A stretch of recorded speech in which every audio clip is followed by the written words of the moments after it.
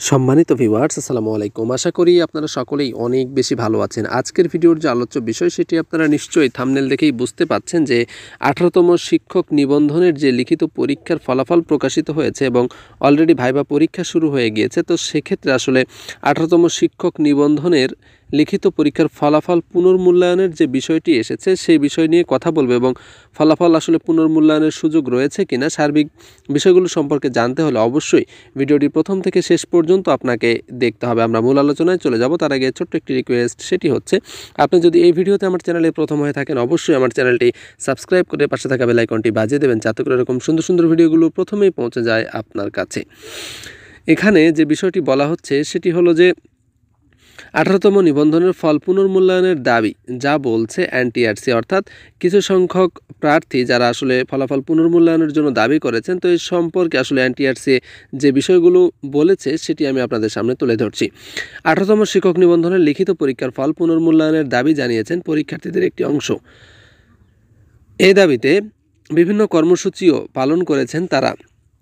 তবে নিবন্ধন নীতিমালা অনুযায়ী পরীক্ষার ফলাফল পুনর্মূল্যায়নের কোনো সুযোগ নেই বলে জানিয়েছেন এনটিআরসি।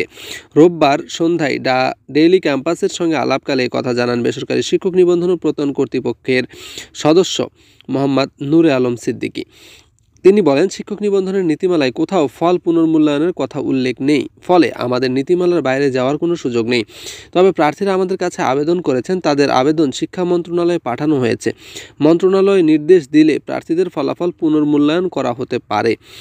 এদিকে এনটিআরসি চেয়ারম্যানের পদত্যাগ সহ 5 দফা দাবি জানিয়েছেন 18তম শিক্ষক নিবন্ধনের লিখিত পরীক্ষায় অংশ নেওয়া প্রার্থীরা। রোববার জাতীয় প্রেস ক্লাবের সামনে 18তম শিক্ষক নিবন্ধন ভুক্তভোগী পরীক্ষার্থীবৃন্দর ব্যানারে আয়োজিত এক মানববন্ধনে এই দাবি জানানো হয়। মানববন্ধনে পরীক্ষার্থীদের পক্ষে সমন্বয়ক ইলিয়াস হোসেন বলেন, জুলাই অভ্যুত্থানে আমরা আন্দোলন করেছি, আন্দোলনে অংশ নেওয়ার কারণে নিজেদের ঘরে থাকতে পারিনি, কিন্তু দেখা যাচ্ছে আন্দোলনকারী ছাত্র সমাজ আর আজ এনটিআরসির মাধ্যমে বৈষম্যের শিকার হয়েছে। তিনি বলেন, 18তম শিক্ষক নিবন্ধন লিখিত পরীক্ষায় সব বিষয়ে 5 নম্বর হিসেবে 40 বিবেচনা করা হয়েছে, কিন্তু দুঃখের বিষয় আমাদের অনেক পরীক্ষার্থী 100 নম্বরের সঠিক পরীক্ষা দিয়েও লিখিত পরীক্ষার ফলাফলে অকৃতকার্য দেখানো হয়েছে।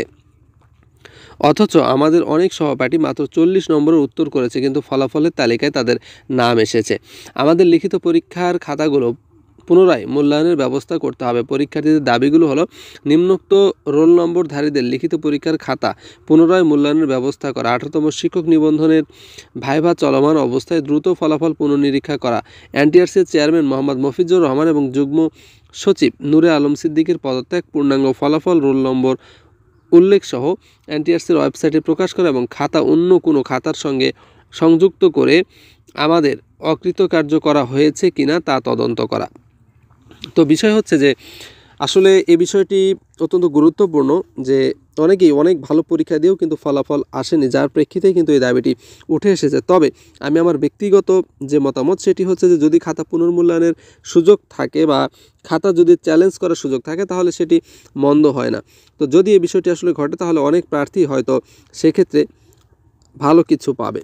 তো এই ছিল মোটামুটি আজকের ভিডিওটি। আর এই সংক্রান্ত বিষয়ে আপনার মতামত জানাতে আপনি কমেন্ট সেকশনে আপনার প্রশ্ন অথবা মতামত জানাতে পারেন। সকলের জন্য অনেক অনেক দোয়া, অনেক অনেক শুভকামনা। আসসালামু আলাইকুম ওয়া রাহমাতুল্লাহি ওয়া বারাকাতুহু।